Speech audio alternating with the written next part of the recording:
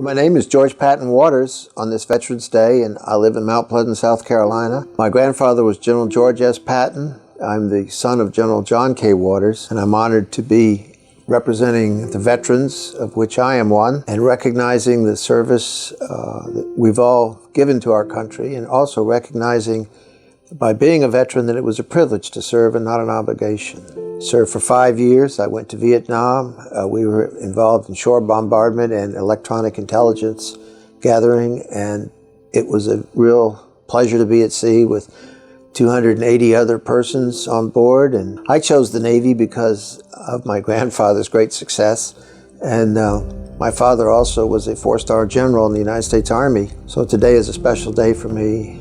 Not only is it Veterans Day, but it also is, or was, my grandfather's birthday. He was born on November the 11th in 1885. General Patton came to our house when I was almost 5 years old. He had just come back from the war. He had never seen his grandchildren, and I had the honor to be the first one that he met after he pulled up in front of our house with the big green car, got out with his boots and cigar, helmet on. First thing I thought about is, this man's going to ruin my Christmas. But he had come back from the war and he brought us some gifts. Big Foot Locker came in a few days. We opened it up. There was a Mauser, some German uniforms, and he gave me a helmet that had a hole in it. And I'll never forget that. He took the helmet and held it in front of me, and he said, "This is a helmet of a hero." It was a German helmet. And the thing that impressed me the most is he said that the man who wore it died for his country. And that's what a veteran is a person who's put his life on the line. And he impressed on me that I had to serve my country, as did the Germans whose lives were taken in the war. They were serving their country, and they were heroes, as all people who serve are heroes.